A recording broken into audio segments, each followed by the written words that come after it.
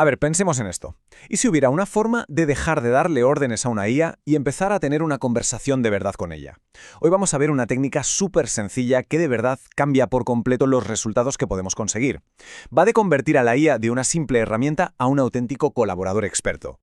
Vamos a empezar por el principio, por un problema que seguro que nos ha pasado a casi todos. Le pides algo a una IA generativa y la respuesta que te da es, pues, un poco decepcionante. Es vaga, no es muy útil o es tan genérica que no sirve para lo que necesitas.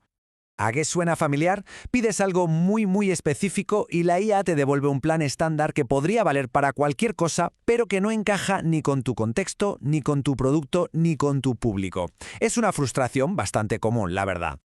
Pero bueno, aquí es donde le damos la vuelta a la tortilla. La solución es un cambio de chip, uno bastante radical. En lugar de soltar una orden y cruzar los dedos, lo que hacemos es iniciar una conversación. O sea, dejamos que la IA haga preguntas.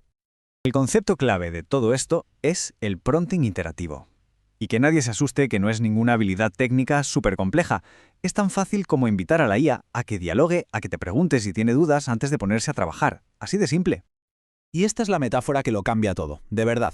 Pensemos en un consultor experto. Nunca te daría una solución sin antes entender el problema a fondo, ¿verdad? Primero pregunta, recopila detalles y solo entonces, cuando lo tiene todo claro, te da su recomendación.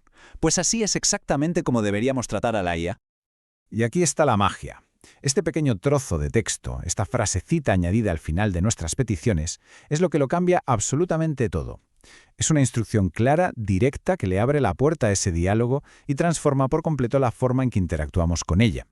Muy bien, pero ¿por qué este cambio tan pequeño provoca un salto tan bestia en la calidad de los resultados? Porque no estamos hablando de una pequeña mejora. No, hablamos de un cambio drástico de verdad.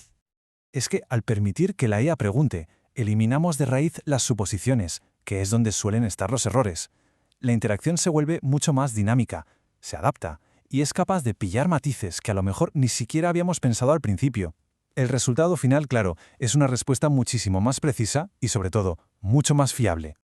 Este ejemplo lo deja clarísimo. A la izquierda, una petición normal y corriente que te daría un plan de marketing de manual, súper genérico. A la derecha, usando nuestra instrucción, la IA lo primero que hace es preguntar por los detalles clave. Una vez que le contestamos, el plan que genera ya no tiene nada de genérico. Es una estrategia a medida, afinada y lista para poner en marcha. La diferencia es sencillamente abismal. Lo que me parece genial de este gráfico es lo visual que es.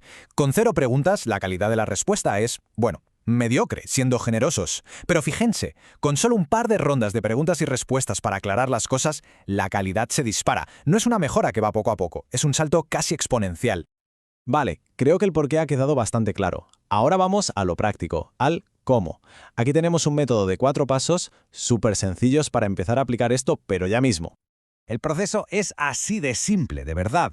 Se añade la instrucción al final, se responde a lo que pregunte y una vez que el contexto está bien definido, se pide el resultado final. Es un pequeño paso extra, sí, pero ahorra una cantidad de tiempo increíble en tener que corregir y refinar las cosas después.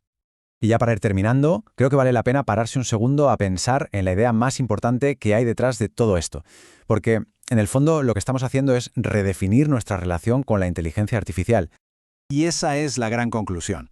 Dejamos de ver a la IA como un martillo que golpea donde le dices y ya está, y empezamos a verla como un socio experto que nos ayuda a pensar, a definir mejor el problema y, al final, a encontrar la mejor solución posible. Así que la pregunta que queda en el aire es esta. Ahora que tenemos a nuestra disposición un colaborador de este calibre, ¿qué nuevas posibilidades se abren? ¿Qué proyectos complejos que antes nos parecían inalcanzables se podrían abordar ahora? Bueno, la respuesta queda abierta a la imaginación de cada uno.